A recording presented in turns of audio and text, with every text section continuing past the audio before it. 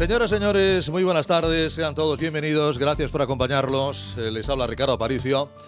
Bienvenidos a una nueva edición de OAFI Radio. Antes que nada, quiero agradecerles a todos ustedes en nombre de OAFI la audiencia, el interés, el seguimiento que estamos notando a través de las reproducciones de este programa, no únicamente ahora que estamos emitiendo en directo a través del 101.8 de la FM, a través de Cultura FM, los amigos que nos sintonizan y que nos pueden ver en directo a través de Facebook Live, sino las reproducciones posteriores cuando subimos el programa al propio Facebook, a Twitter, a YouTube, etc. El programa de la semana pasada fue el programa de largo con más visitas, con más audiencia, con más reproducciones, superando en más de un 30% programas anteriores. ¿El motivo? Varios, evidentemente, el estado que sanitariamente estamos teniendo, no en España, sino en todo el mundo, el especial de coronavirus que dedicamos hace 7 días y del que vamos a seguir hablando, evidentemente, en los próximos programas. Motivos, los invitados, motivos, los grandes especialistas que tienen a bien acompañarnos, compartir sus conocimientos con todos ustedes y con todos nosotros. Hoy vamos a volver a saludar al profesor Dusuic, que va a estar en directo en su casa de Montreal, a una excelsa reumatóloga también reconocida mundialmente, la doctora Moller, y hablaremos de economía, porque esto va también de economía, no solamente de salud, van tremendamente unidos y vamos a contar, cosa que agradecemos enormemente, con la presencia en unos instantes ya del profesor don Santiago Niño Becerra. Todo eso hace, evidentemente, que el programa, y ahora más que nunca, que se habla de las fake news y sobre todo hoy mismo el propio gobierno anunciaba cuidado con las noticias con malas intenciones que se están emitiendo a través de diversos canales, vayan ustedes a fuentes serias, a fuentes seguras. Bien, creemos que OAFI Radio es una de esas fuentes seguras aquí, así que sean todos bienvenidos. Doctor Josep Vergés, presidente, CEO de OAFI. Muy buenas tardes. Buenas tardes, Ricardo. Bienvenido. Evidentemente no podemos engañar a nadie. La situación en una semana no es mejor. La situación en una semana, lamentablemente, hay más números de ingresados, hay más fallecimientos. Sí hay un punto positivo, hay más altas, está claro, pero hemos conocido que el estado de alarma se amplía un mínimo de 2 semanas más, hasta el 11 de abril, y también nos ha advertido el gobierno que estemos preparados porque esta parece que va a ser una semana dura, esta va a ser una semana difícil. Estos son los planteamientos, esta es la realidad absolutamente objetiva. Yo he venido andando, he venido lo justo para estar aquí. Me ha permitido hacer un poco de ejercicio, porque llevaba 5 días confinado en casa, ahora volveremos a casa, es decir, estamos trabajando desde casa, estamos respetando este 1,5 metros de distancia con el doctor Vergés, que a pesar de todo, lo primero que me ha dicho cuando me ha visto es: Ricardo, hay que ser optimistas. Sí. Ricardo, siempre la moneda tiene 2 caras, y OAFI siempre busca darle un poder a esa cara positiva, porque el cerebro es muy potente en el ser humano. Y yo estoy viendo que hay gente que empieza a tener miedo. Sí, bueno, sí. No, yo creo que la situación es obvio que es grave, ¿no? No vamos a negarlo, pero se tiene que mandar un mensaje positivo, ¿eh? Decir, primero, se conoce bastante bien la epidemiología de este virus. Yo creo que está, en fin, no lo vamos a explicar aquí, y si conviene lo explicamos, ¿no? Porque tenemos también hoy el doctor Dusuic, la doctora Muller, o sea, tenemos unos especialistas de primera línea. Luego podemos hacerlo, sí. A nivel de epidemiológico, se conoce bien la epidemiología, se están tomando las medidas, yo creo que hay discusión también, ¿no? Pero yo creo que se están tomando las medidas para evitar, dijéramos, que vaya a más, sobre todo los pacientes graves, la gente mayor, que es la que tiene más riesgo. Veremos estos días.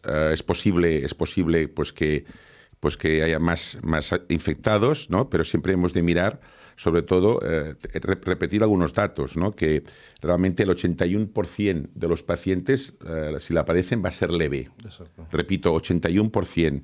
14% de graves, aproximadamente, graves o severos, y 5% de críticos, ¿no?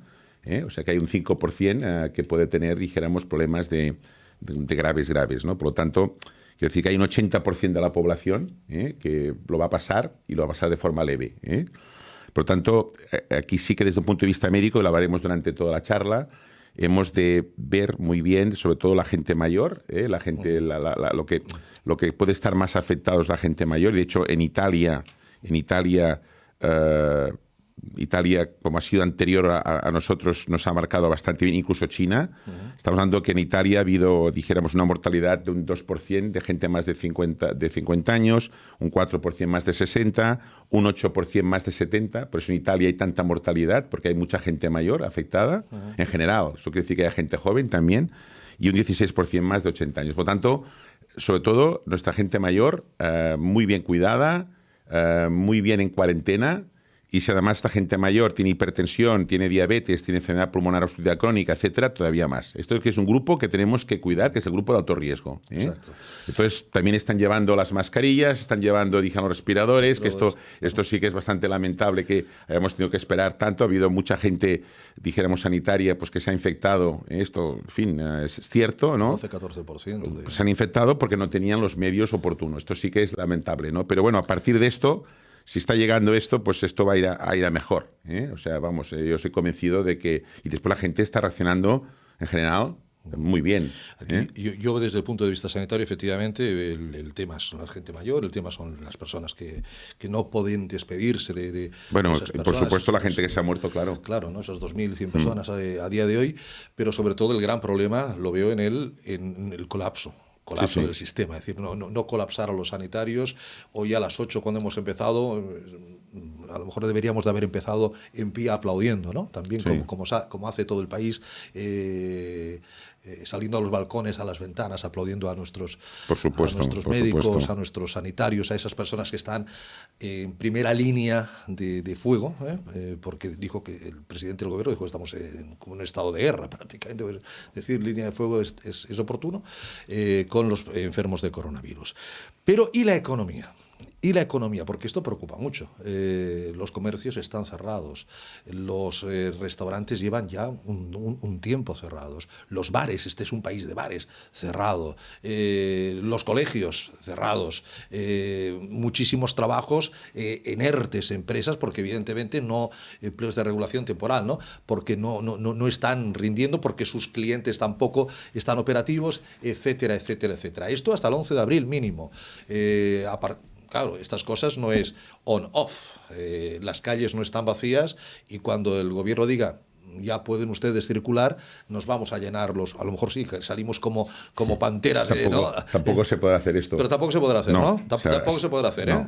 Se va a hacer correcto, se va a hacer un plan. Desde un punto de vista médico, no. Desde el punto de vista epidemiológico. Epidemiológico no sería correcto. Venga, ya todos a la calle ya. No, porque tenemos que ver, por eso es tan importante tener información de la gente infectada para poder, dijéramos, como dice la OMS, dejar 2 o 3 semanas. Claro. De hecho, dice 3 semanas la OMS, ¿no? Después de cuando te has curado, dejar 2 o 3 semanas para que, dijéramos, no puedas ser portador y no puedas infectar a los demás, ¿eh? Ahora con los test rápidos también tendremos más conocimiento y más exactitud Por eso de los sabe casos. ser positivo. Desde el punto de vista médico, saldremos.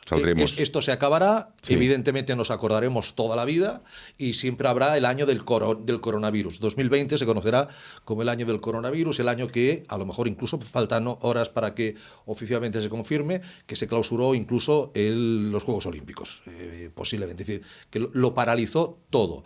Pero claro, cuando una cosa se paraliza, luego volverla a poner en marcha, usted ya dice, no podemos salir todos a la calle por un tema de epidemiólogos. Sí. Y la economía, que es otra de las patas fundamentales de este país. Si me permite, nuestro economista, el economista de cabecera de OAFI, doctor Vergés, es su buen amigo, el profesor Santiago Niño Becerra, que tiene la amabilidad y la bondad de estar y le vamos a ver en Skype. Profesor Niño Becerra, don Santiago, muy buenas tardes. ¿Qué tal? Buenas tardes. Muy bienvenido, profesor. Evidentemente le entiendo preocupado, como todos, por la situación sanitaria que estamos viviendo, pero usted está aquí como economista, está aquí para hablarnos de temas económicos. Salió el gobierno diciendo, vamos a inyectar 200.000 millones al sistema, 200.000 millones para las empresas, para las pymes, para los autónomos. Bueno, de entrada, ¿qué opinión tiene de estas medidas que en principio ha empezado a tomar el gobierno de España? Bueno, a ver, ante todo yo lo que pienso que es absolutamente imprescindible es que quienes nos están viendo entiendan que una situación como esta no se ha producido jamás, nunca en la historia moderna. Nunca. Se han hecho comparaciones con la gripe española del 18, nada. O sea, a nivel económico no tiene absolutamente nada que ver. ¿Por qué?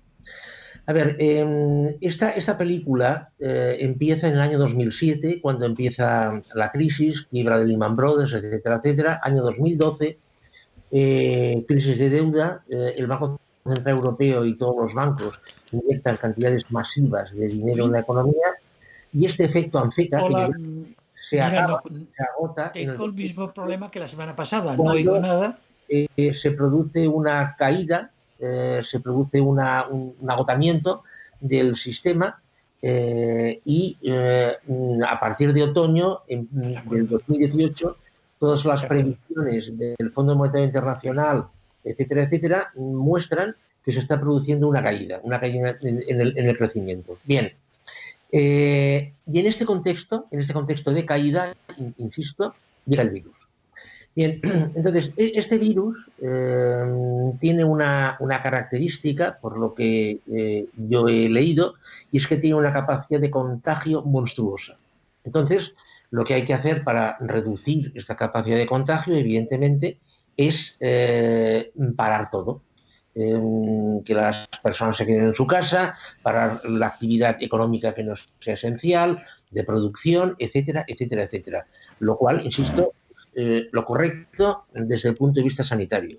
Pero es lo peor que se puede hacer a nivel económico. Es decir, nuestra economía se basa en la movilidad, se basa en el tráfico, se basa en el tránsito, se basa en el intercambio.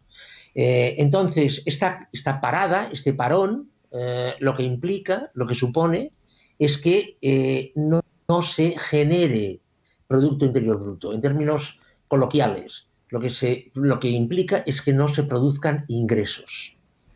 Bien, llegados a este punto, no me olvido de su pregunta, pero llegados a este punto, yo creo que es imprescindible distinguir entre las muy grandes empresas y el resto.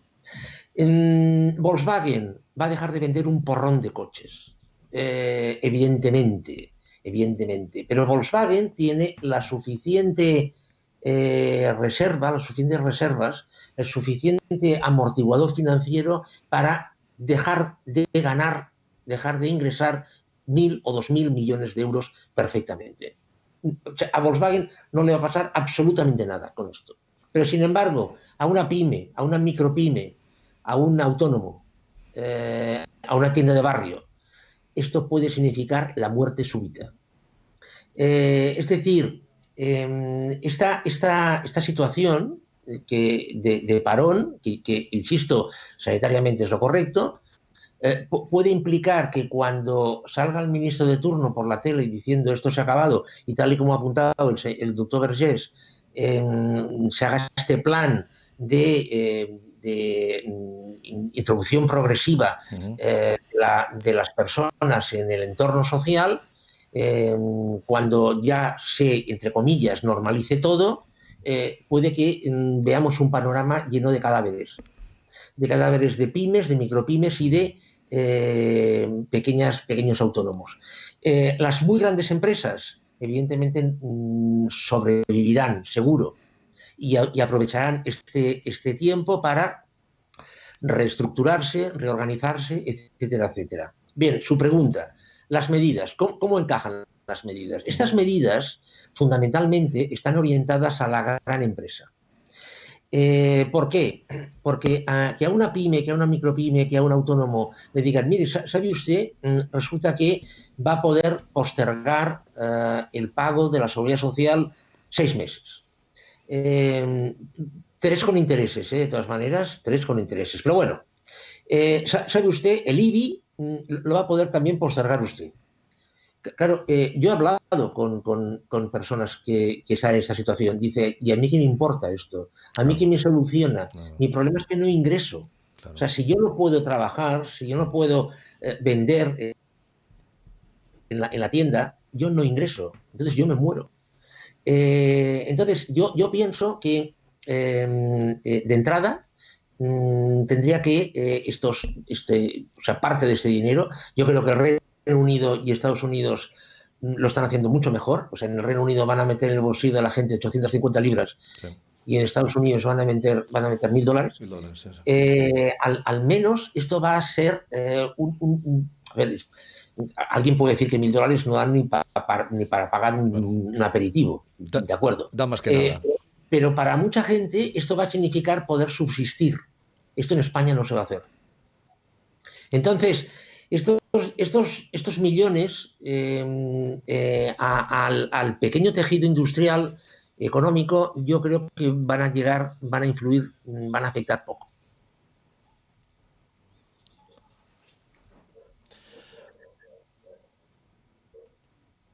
Perdón, hemos perdido la comunicación con el profesor Niño Becerra. Hemos dejado de escuchar los comentarios que estaba realizando. Evidentemente, estamos en una situación, ya lo vemos, en una situación dramática, en una situación en la que cómo va a sobrevivir este país, cómo vamos a sobrevivir las pymes, los autónomos, la gente que tendrá que volver a levantar la persiana.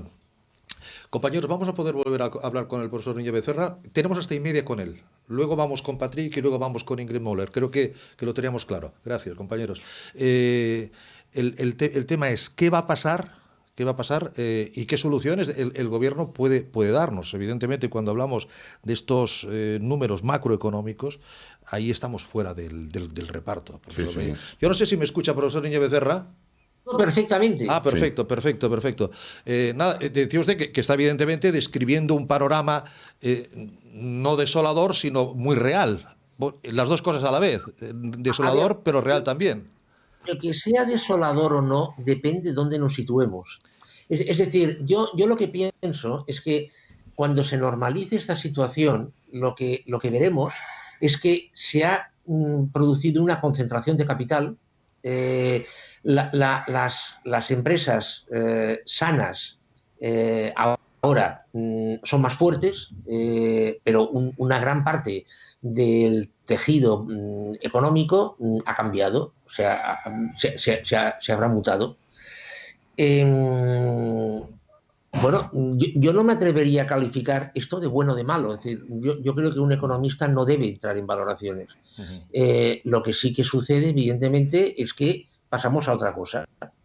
Pasamos a otra dimensión. No, está claro, es un tema absolutamente desconocido, como usted decía. Incluso la canciller alemana, Angela Merkel, que está en cuarentena, por cierto, recordemos, dijo: no se ha vivido una situación así hablaba de Alemania concretamente, desde la Segunda Guerra Mundial. Es decir, estamos hablando de 80 años atrás, ¿no? Es decir, es una situación absolutamente nueva, con lo cual no sabemos qué va a suceder. Si el estado de alarma se levanta el día 11, el día 12 vamos a ver qué ocurre, pero evidentemente lo de Lehman Brothers, al lado de esto, profesor Niño Becerra, va a ser un cuento de Blancanieves. No, pero es que no tiene nada que ver. Es decir, claro. Lo de Lehman Brothers la problemática con Lehman Brothers era que la banca, en general, o la mayoría de la banca, estaba desastrosamente mal. Se cogió dinero público, se inyectó a mansalva en la banca y se solucionó el problema. O sea, y la historia se acaba aquí. Sí.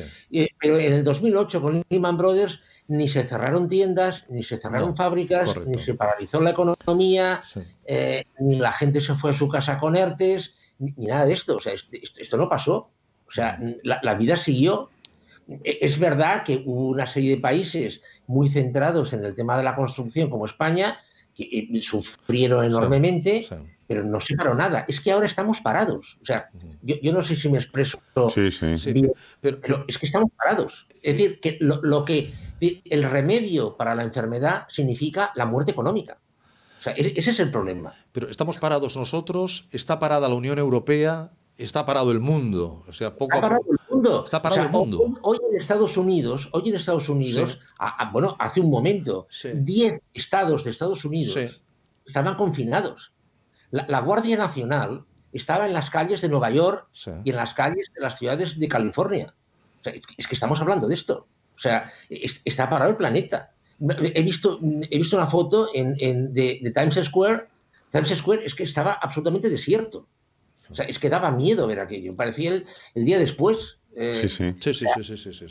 O sea, esto no se ha visto nunca, jamás. No, a mí incluso me extraña que los mercados financieros, Wall Street y los mercados financieros todavía están bajando, evidentemente, están pegándose unos bajones, pero todavía esperaba que bajaran más porque la incertidumbre, que es la palabra de estos días, evidentemente en el parquet de Nueva York, en el parquet de Madrid, de Frankfurt, de Tokio, debe de imperar cada día cuando abren la sesión. Sí, yo lo que no entiendo, sinceramente, era que ha sacado usted este tema, cómo no han cerrado los mercados. O sea, sinceramente. O sea, esto me sorprende muchísimo. Que con estas bajadas tan espectaculares no se haya decretado un cierre. Es verdad, ya sé, que hay una norma que dice que si el IBEX baja menos del 15%, no lo cierran, ya lo sé. Bueno, de acuerdo, pero es que en 5 días se ha perdido el 30% de media el IBEX. Es decir, de acuerdo que ningún día ha llegado a bajar más del 15, eso es verdad. Y también hay una norma que dice que si Wall Street no baja más del 10, no se cierra. Todo esto ya lo sé. Pero claro, si vamos acumulando las bajadas, o sea, es que es espectacular. O sea, yo como responsable de política económica, responsable de mercados, yo hubiera cerrado las bolsas, a no ser que haya detrás una intención que evidentemente ignoramos. Pero por pura lógica, las bolsas hubieran tenido que cerrar. Como experto, para ese oyente, ese autónomo, ese pensionista, que es nuestro público, esa pyme, no el presidente de Volkswagen, que como bien dice don Santiago, profesor, pues ya tiene un cojín económico suficiente. Para esa persona que dice, bueno, llevo sin facturar un mes y a lo mejor no facturaré hasta dentro de 3, porque esto no es on-off, esto no es un interruptor que de golpe y porrazo dejamos de facturar y mañana empezamos a facturar, sino que va a ir costando. ¿Qué mensaje se puede dar algún mensaje de optimismo? Yo lo que sugeriría a las micropymes, a los autónomos que nos están viendo, sí, es que se unan, que creen una plataforma y unan sus voces en una sola voz y reclamen, o sea, reclamen de la misma forma que hay medidas que están orientadas a las grandes empresas, sí, que haya medidas que se orienten a las pequeñas empresas. Los pensionistas, de momento, yo creo que estas personas hoy por hoy no pedirán su pensión. Dentro de 3 meses no lo sé, pero hoy por hoy no.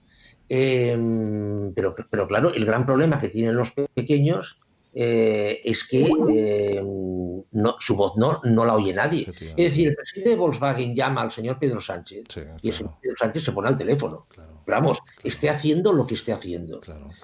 Claro, una pyme llama al señor Pedro Sánchez y no pasa ni del tercer secretario. No, o sea, y el presidente de Volkswagen llama al presidente de un banco y le dice, ¿qué crédito quieres que te dé? Tú di por esa boquita. Voy yo, de entrada, como mucho, el director de la oficina. Y me dice, bueno, Ricardo, ¿cuánto quieres? ¿Cómo me justificas o me garantizas que me lo vas a devolver? Claro, o sea, las situaciones son muy distintas. Don Santiago, seguiremos, si le parece. A mí me gustaría que pudiéramos seguir juntos con el profesor Vergés también el hilo, porque esto no ha hecho más que empezar. Lamentablemente, y tendremos ocasión de seguir poniéndonos al día, porque la velocidad también de la información es brutal.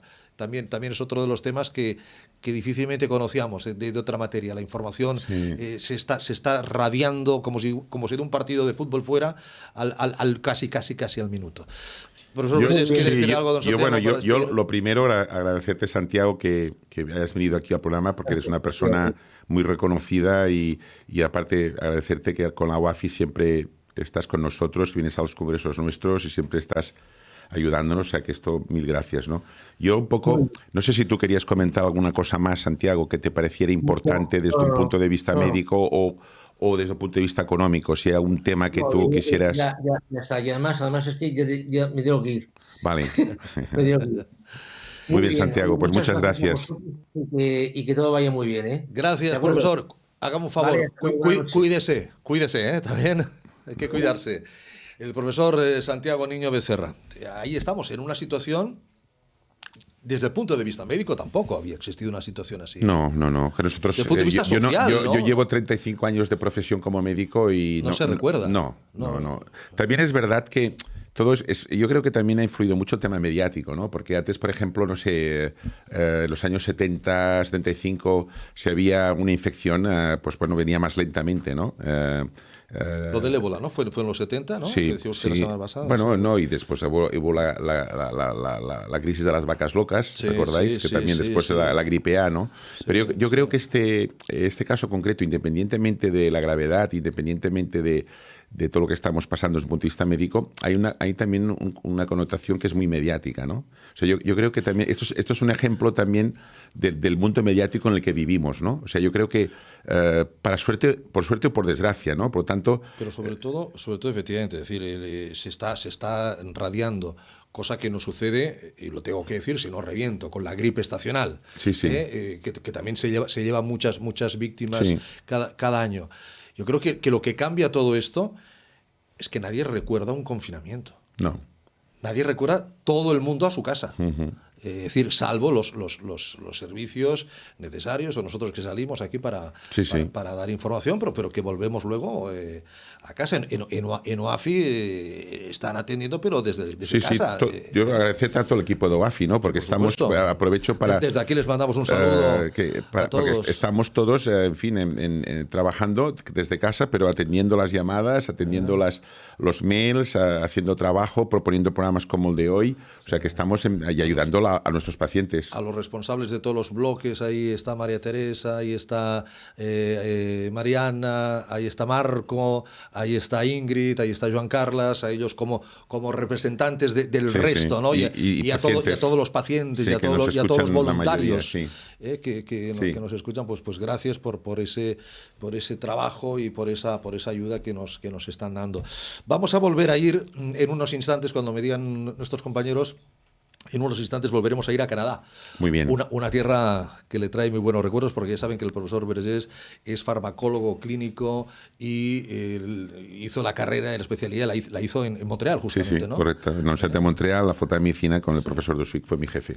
Y eso hace que sea el único farmacólogo clínico con licencia FDA. Bueno, ¿no? sí, pero bueno. Claro, lo que cogís mucha experiencia. Yo las cosas buenas me las apunto. Muchas gracias. Mucha experiencia y, bueno, una gran experiencia con el doctor Dusuic. Aprendí muchísimo porque es un gran internista y un buen farmacólogo clínico. Uh-huh. Y, bueno, y además también le agradezco al doctor Dusuic, que estuvo la semana pasada y esta semana, porque es una persona muy reconocida a nivel mundial.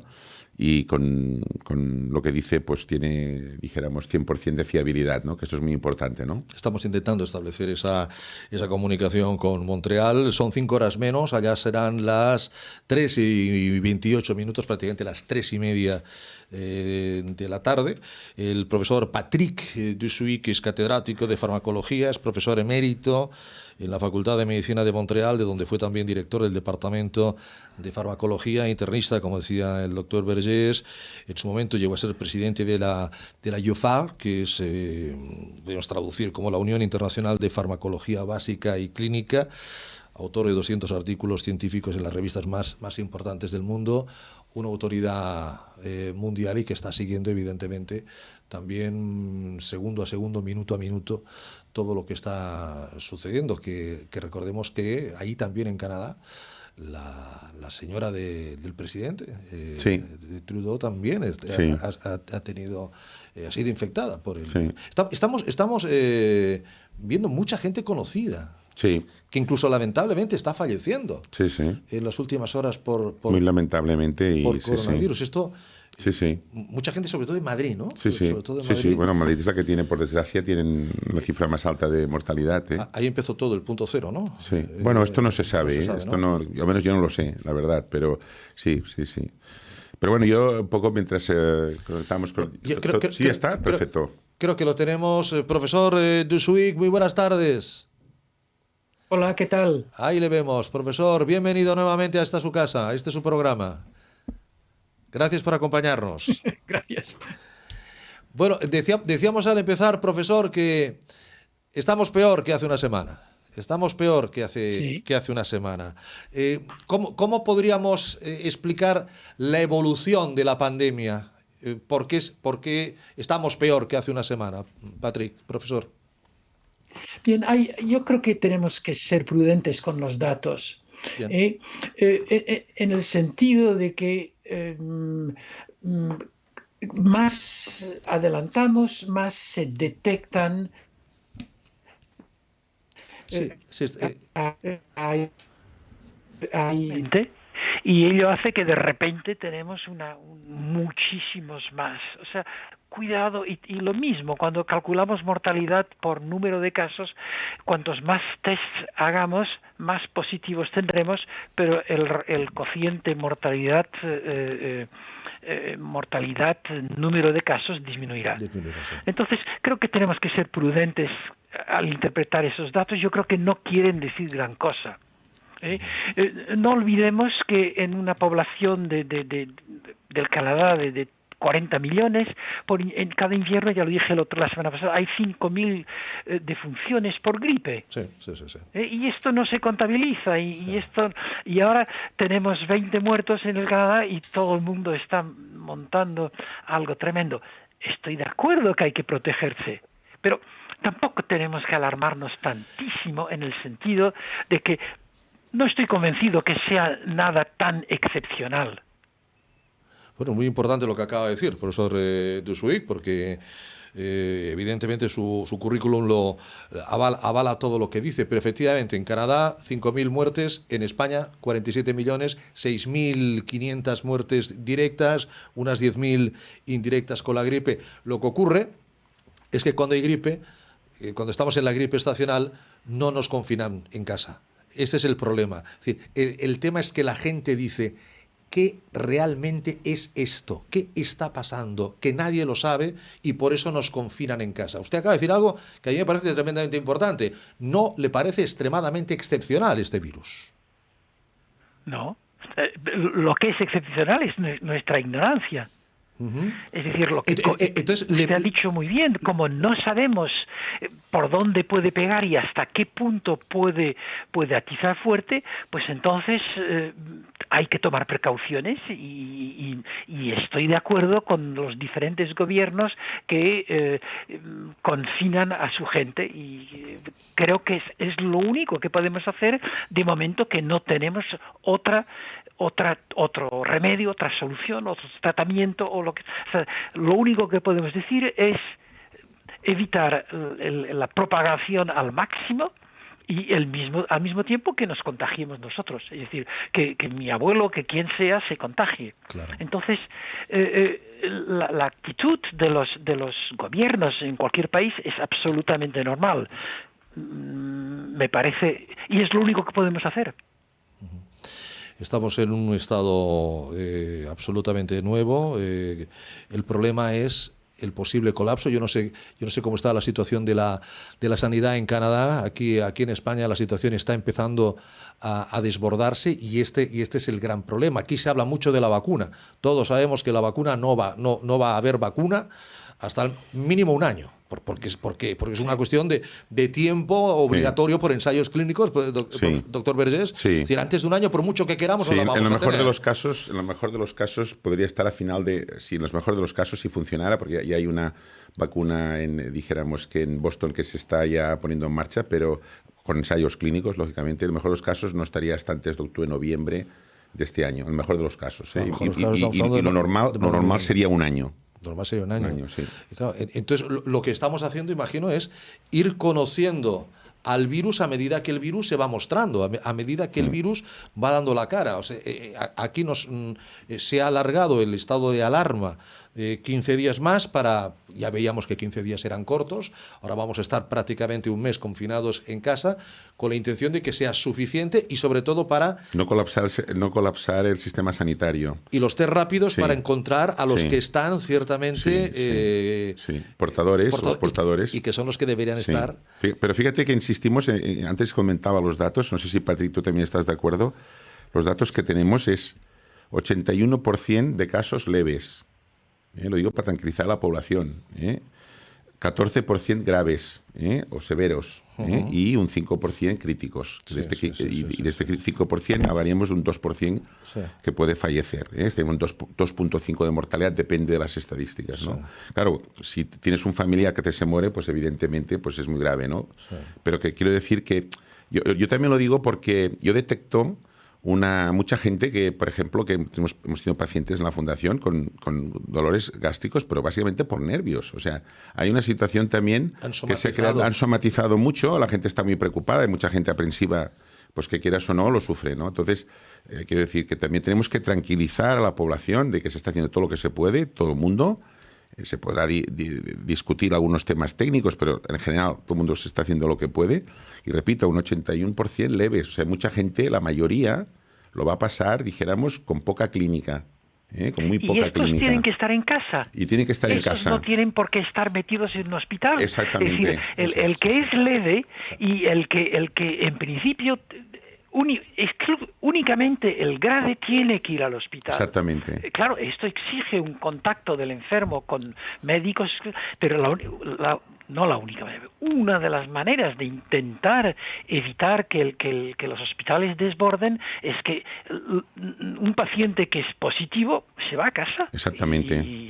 Y se aísla en casa. Y a esperar. Y a esperar para ofrecer camas intensivos únicamente a los críticos. Sí, sí. Claro, porque claro, es que para explicarlo a nuestros pacientes, a nuestro público, hay pocas camas de intensivos en general.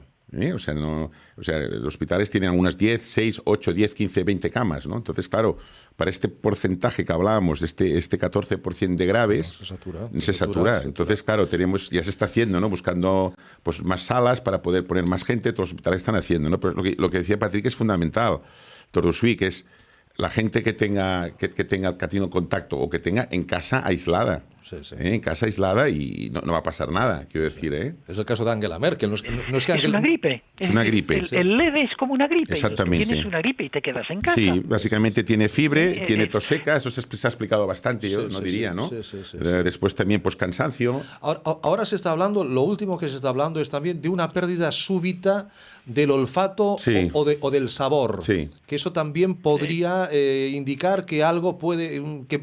No que lo sea, pero podría ser un indicador más del coronavirus, profesor Dusuic. Sí, absolutamente. Sí. Pero de hecho cualquier virus, cualquier inflamación importante en las fosas nasales puede conducir a una no anosmia forzosamente, pero a una disminución del sentido del olfato.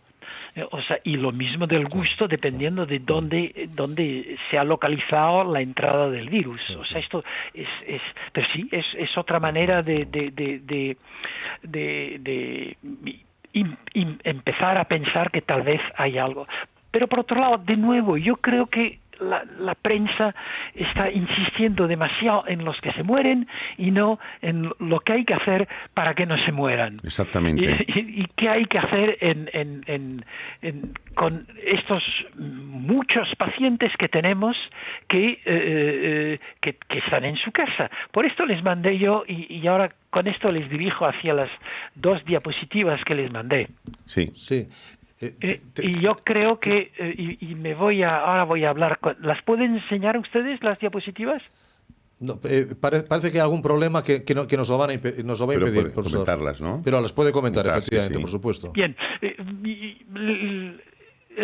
nuestros pacientes, vuestros pacientes, veo a Ingrid, entonces los pacientes de Ingrid también. Sí, saludamos a la doctora Ingrid Moller. Buenas tardes, doctora. Nuestros pacientes que pueden tener comorbilidades, entonces estos pacientes pueden pasar dos caminos, o bien sencillamente están en reclusión, confinamiento y no les pasa nada más y de aquí 6 meses estarán pegando patadas en un balón, o entonces van a ser infectados.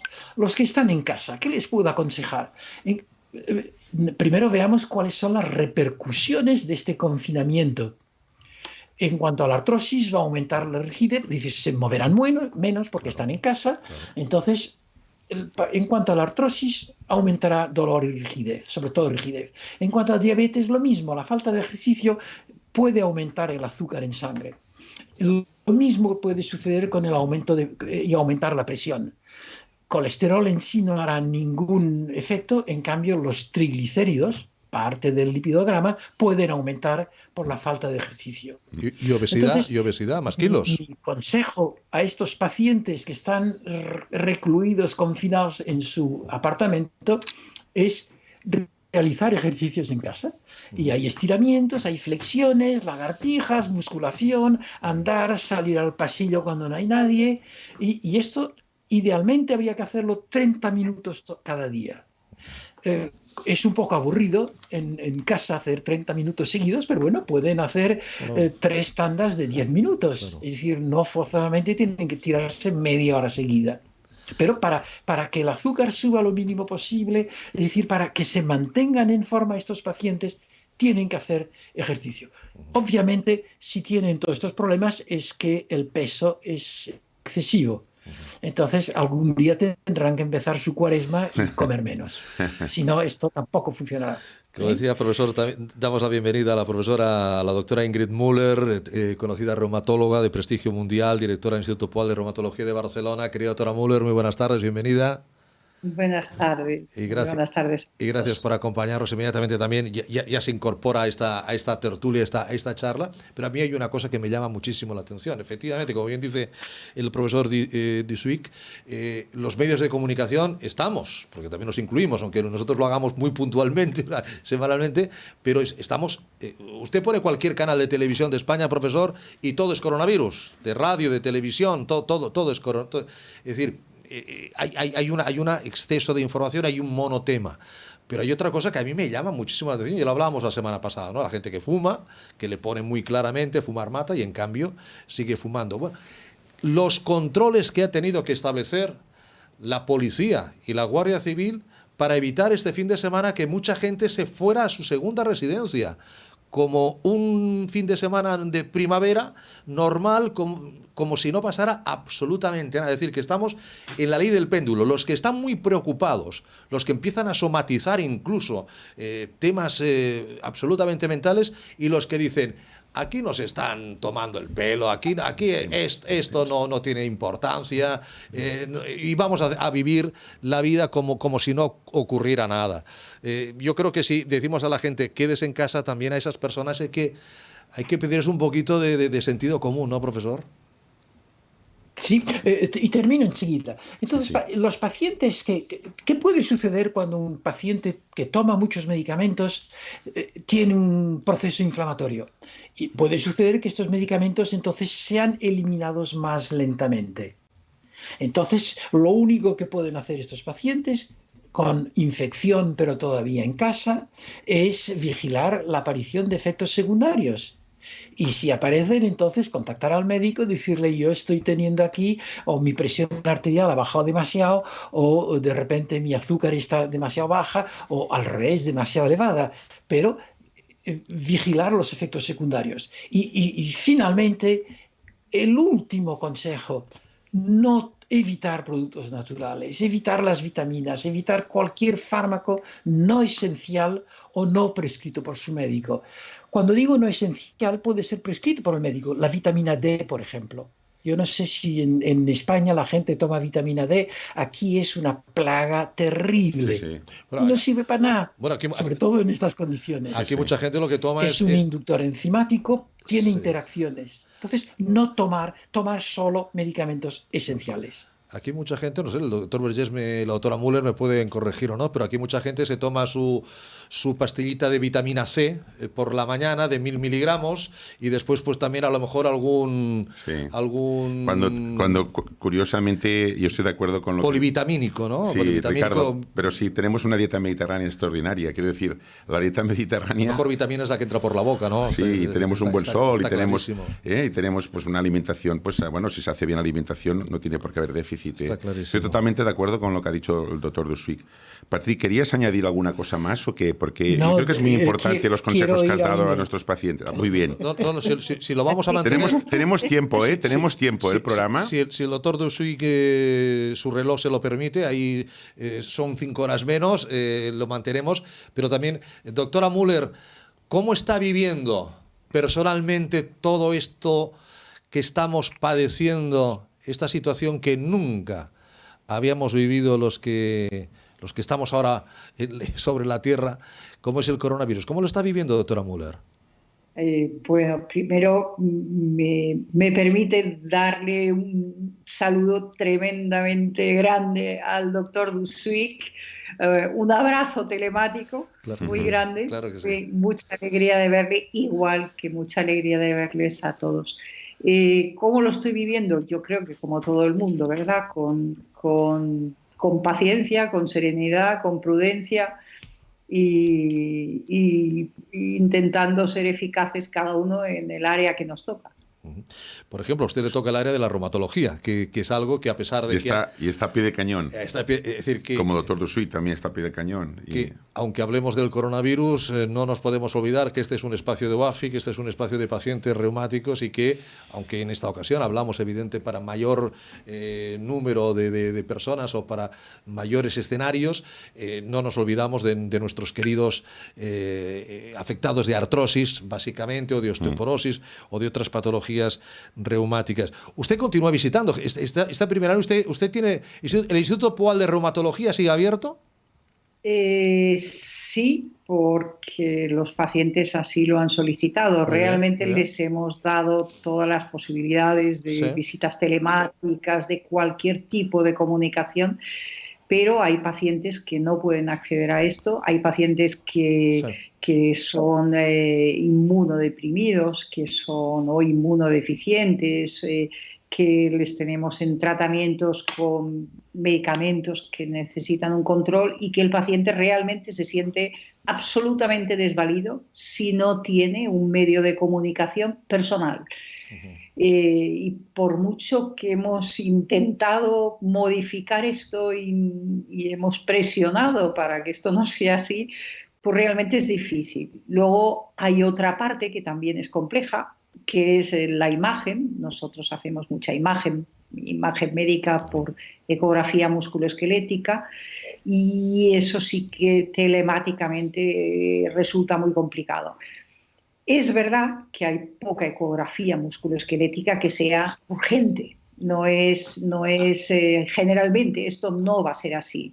Pero lo que a mi criterio o al criterio de a lo mejor otro especialista no tendría esa urgencia, a criterio del paciente puede tenerla. El dolor es una tremenda urgencia para el enfermo. Seguro. Y hay que entenderlo, hay que entender que esto es así. Entonces, pues bueno, ese es un motivo para estar al pie de cañón. Los enfermos lo necesitan, lo piden y nosotros somos médicos. Está claro. Y evidentemente la telemedicina va a ir ganando terreno. Esta es una buena oportunidad que mucha gente ha conocido la telemedicina, pues porque le facilita el contacto con el médico, aunque es un tema generacional también. Hay personas de determinadas edades que estos son temas, como usted ya decía, doctora Müller, que bueno, pues les ha pillado tarde o que prefieren, que es algo que yo creo que nunca debe desaparecer, ese contacto. A lo mejor no hace falta, si yo tengo 10 visitas con usted, las 10, pero un par o 3 sí, para vernos y para que usted... Porque hay cosas que la telemedicina no podrá hacer de momento. La tecnología lo puede hacer todo a su tiempo, pero radiografías, escáneres... Es decir, habrán cosas que todavía el tema presencial ha de ser fundamental. ¿Diría usted que los pacientes con artrosis, doctora Müller, han de tener especial cuidado en un estado de confinamiento como el que teníamos, como bien decía ahora el doctor Dusuic, todas las posibles comorbilidades que puede conllevar en sí este estado de confinamiento. No todo el mundo, como decía yo la semana pasada, tiene viviendas de 300 metros cuadrados con jardín. Es decir, hay personas con ya dificultad de movilidad, con una casa pues de 90, 80, 100, 110 metros cuadrados y menos. Que ya se mueven poco, y con esta situación aún se mueven menos. Y lo digo para situar que el paciente con artrosis puede ser un paciente de riesgo mayor que otros. Bueno, normalmente el paciente con artrosis es un paciente que muchas veces además tiene comorbilidades. Y estaba escuchando a Patrick y realmente esto es así. Son pacientes muchas veces también polimedicados y son pacientes que el confinamiento a lo mejor no les resulta tan complejo, en el sentido de que necesitan y desean y solicitan hacer más reposo del que nosotros queremos que hagan, pero realmente para su enfermedad no es exactamente lo mejor. Entonces, ¿qué hemos hecho? Nosotros hemos establecido con el servicio de fisioterapia nuestra, tenemos, por supuesto, telemáticamente, tenemos la fisioterapeuta absolutamente trabajando con la misma intensidad y conectando con los pacientes para irles siguiendo en los ejercicios, en la movilidad, en el día a día, en mire, yo cuando esto me duele, pues las mismas cosas que le querrían comentar en el día a día. Estamos intentando hacer un seguimiento para mantener al paciente en ejercicio, para mantenerle con una actividad y para mantenerle con una musculatura, al menos la básica, que luego le permita seguir adelante, si es que estamos hablando sobre todo de artrosis en extremidades inferiores, de las piernas. Doctor Reyes, ahí tiene a su buena amiga, la doctora Müller. Bueno, agradecerte, Ingrid, también que estés aquí como siempre, que es un gran placer tener una reumatóloga de tu nivel, Yo aposté, como ha comentado Ingrid muy bien y como todo el doctor Dusuic también, hemos de decir que la FDA considera la artrosis como una enfermedad grave.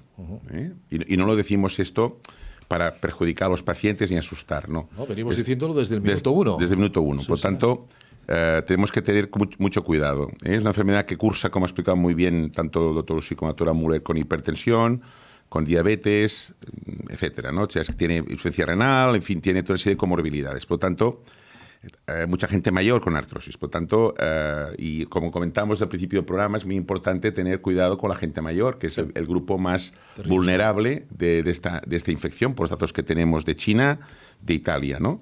Por lo tanto, muy importante confinamiento, muy importante, como decía Patrick, también la medicación adecuada.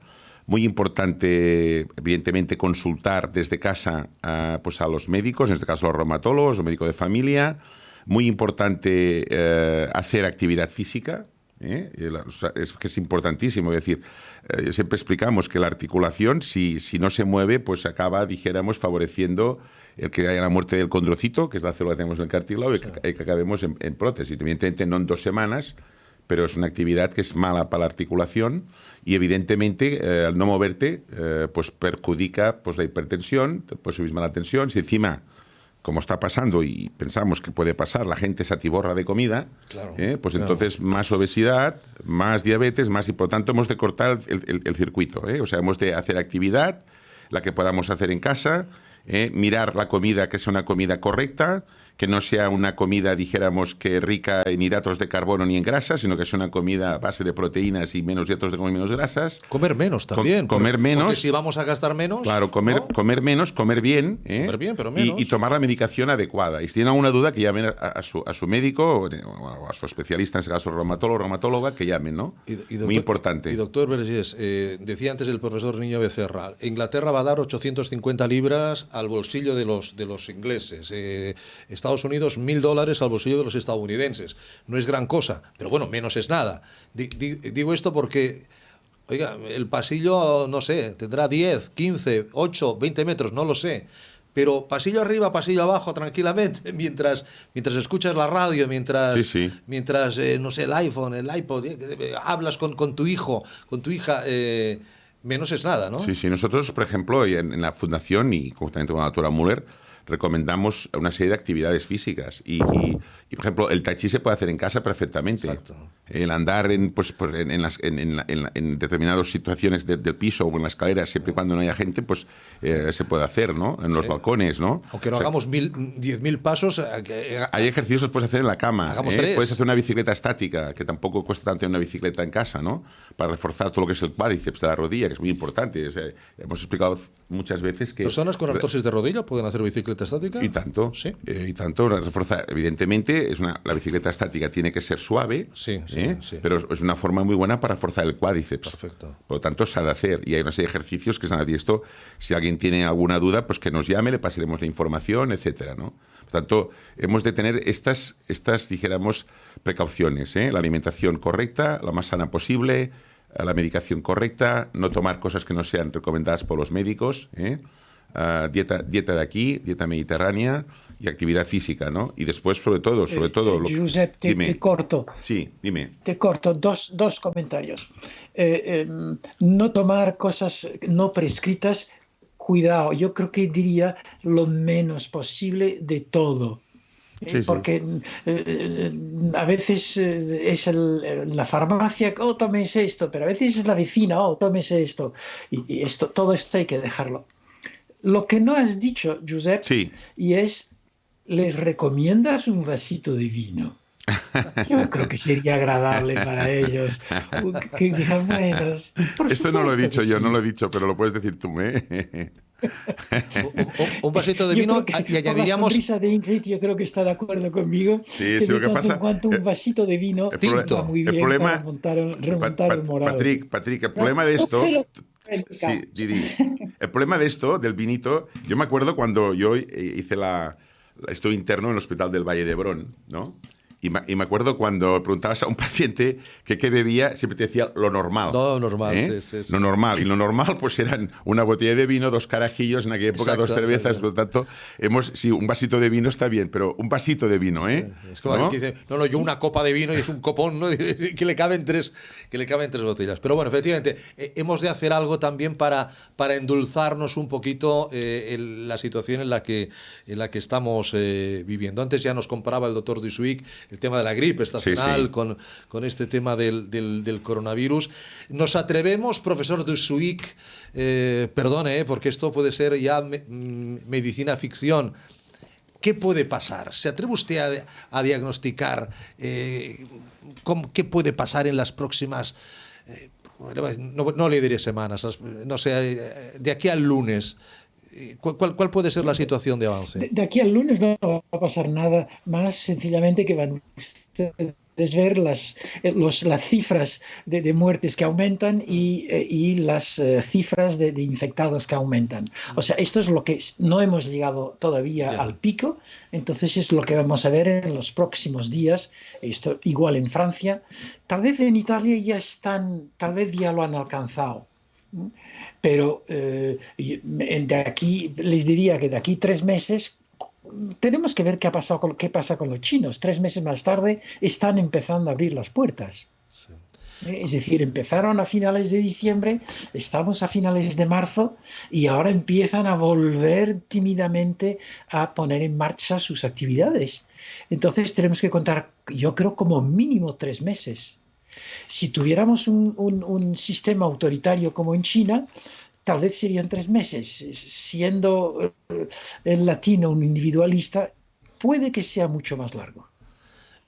Sí, puede que sea. De acuerdo contigo. Le voy a hacer una pregunta. Exige una disciplina fabulosa y le voy a hacer una pregunta directa para la audiencia. ¿Cuándo cree usted que mi restaurante favorito va a poder volver a abrir las puertas? ¿O el bar en el que nos tomamos ese desayuno por la mañana o ese café al mediodía? ¿O a media mañana? Yo creo que sin riesgos, hecho de manera rigurosa y seria, yo creo que no antes de 3 meses.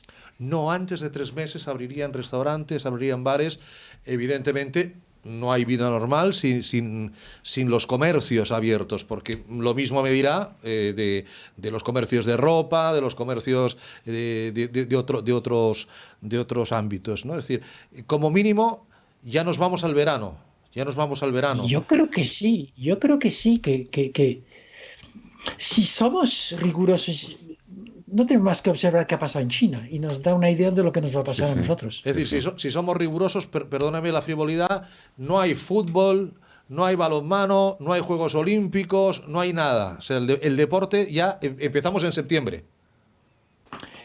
No. Yo creo que sería importante verlo diferentemente. Es decir, el deporte visto desde un sillón, no antes de septiembre.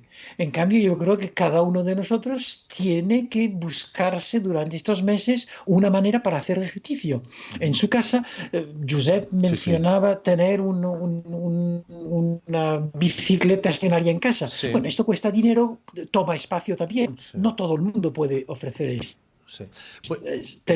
Pero sí puede hacer estiramientos, puede en la cama pedalear las patas para arriba. Hay 1000 maneras de hacer ejercicios que no necesitan demasiado, ni esfuerzo, ni espacio, ni nada. Y esto es asequible a todo el mundo.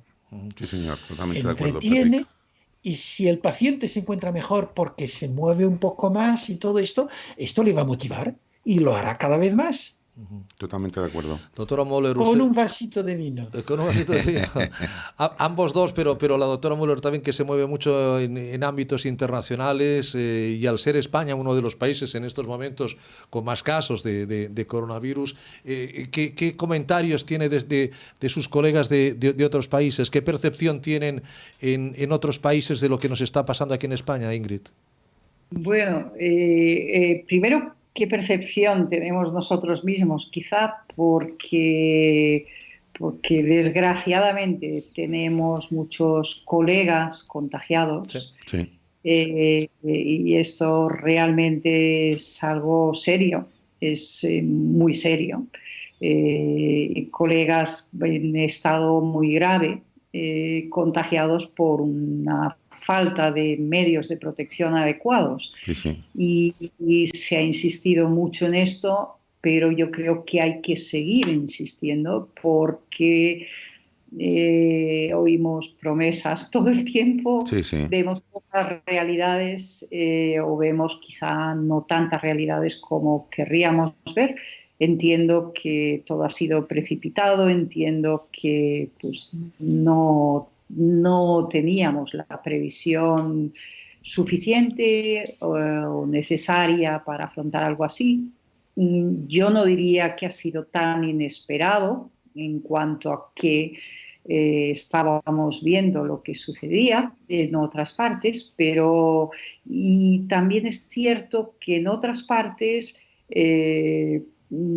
ya nos lo anunciaban, esto es lo que va a pasar, y bueno, esto es lo que ha pasado y efectivamente ha llegado, y efectivamente toda la población está sufriendo mucho, pero yo diría que la población médica está sufriendo especialmente mientras desarrolla su trabajo. Y, en fin, yo creo que esto es algo que no se puede repetir. Sí, totalmente de acuerdo.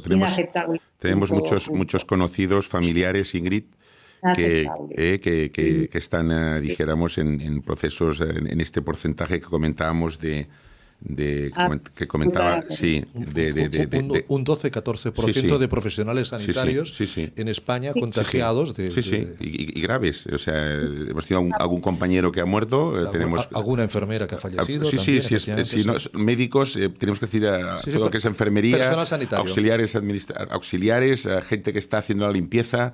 O sea, que no tienen, ahí vemos una mascarilla, no tienen ni todos los PCRs, todos los equipos de protección adecuados. No, esto sí que ha sido tremendo. De prevención también, los respiradores que nos faltan, ¿no? Sí. Aparte que... Primero, yo creo que desde cualquier parte del mundo, y cualquier parte del mundo va desde colegas y amigos desde China, desde Bangladesh, desde América, desde cualquier parte. No opinan, simplemente nos envían sus mejores deseos y su mejor ayuda. Desde el primer día en Corea, en Hong Kong, nos estuvieron remitiendo los protocolos de tratamiento que habían sido eficaces para ellos, Sí, sí. algunos más comprobados, otros menos comprobados. Lógicamente no ha habido mucho tiempo para muchas comprobaciones, pero desde el primer día hemos tenido toda la información disponible y toda la colaboración que nos han dado, que es mucha, muy grande, tanto científica como moral. Nos han dado un tremendo respaldo moral y realmente han sido unos colegas fantásticos, fantásticos en todo momento. ¿Qué opinan? ¿Qué van a opinar? Lo mismo que opinábamos nosotros de Italia hace 7, 8 días, no mucho más. Parece que ha pasado mucho tiempo, pero ha pasado una semana, 10 días, no ha pasado mucho. Bueno, Sí, porque pero yo creo que lo que estarán haciendo es tomar nota, tomar apuntes, cosas que a lo mejor nosotros no hicimos a la hora que nos tocaba con respecto a China y a Italia. Sí, y bueno, y ha habido otros países, por ejemplo Corea del Sur y Japón, que han hecho bien los deberes. Es decir, Claro, estos han pasado, son más pequeños, o sea, siempre ha sido China, pero Corea del Sur ha hecho una buena actividad y dijéramos Japón, etcétera. Por lo tanto, comentaban ellos mismos que primero es un país tremendamente disciplinado, es un país donde se trabaja mucho y muy bien, y tuvieron una experiencia grande con el SARS y quedaron muy bien entrenados y tomaron las medidas oportunas desde el momento cero, con lo cual ahí hubo una escasísima propagación. Hubo muchos test, y parece que el test debe tener su grado de eficacia, porque por lo menos allí lo tuvo, o sea que es un país que ha estado muy bien preparado. Y otros países, curiosamente, no tan desarrollados, y uno puede pensar, bueno, quizá la estadística no está muy actualizada, pero yo he de decir que hace 15 días estaba en Bangladesh y todavía no habían estas restricciones, por supuesto, y donde yo estaba, pues había muchas enfermedades, indudablemente muchas y muy severas. Sin embargo, no había llegado todavía la epidemia, que ahora efectivamente ya la tienen. Y bueno, vamos a ver qué grado de severidad alcanza en poblaciones que son realmente tan pobres o que tienen unos medios pues mucho más escasos. Nos quedan 2 minutos, 3 minutos apenas. Hay alguien que comenta el hecho de que Italia y España estén a la cabeza en Europa de fallecimientos. Hay gente que dice, hombre, es que son los 2 países con más ancianos, y como las personas de edad son evidentemente las más longevas, las más afectadas por el virus. Eso podría justificar, entre comillas, por qué hay más fallecimientos que en Alemania o que en Inglaterra, ¿no? Tendríamos que ver una estadística, ¿verdad? Porque yo creo que son afirmaciones que se basan en el aire.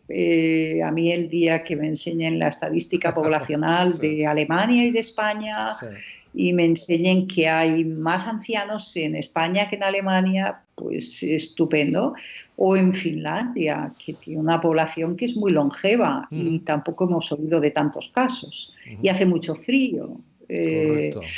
No sé, yo creo que hay mucha información que la sabremos a posteriori, que vamos a aprender mucho de una forma muy horrible, pero vamos a aprender mucho. Seguro, hay mucha desinformación social todavía. Sí. Creo que otro factor que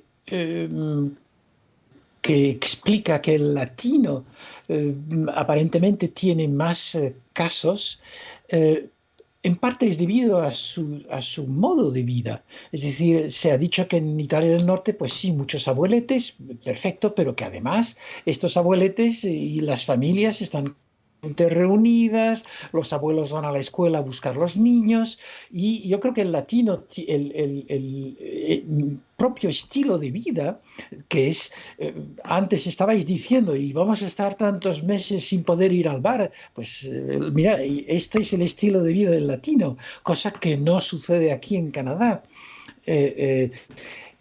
Por ahora, aquí en Quebec, nosotros con mi mujer nos paseamos 1 hora todos los días y no encontramos a nadie en la calle.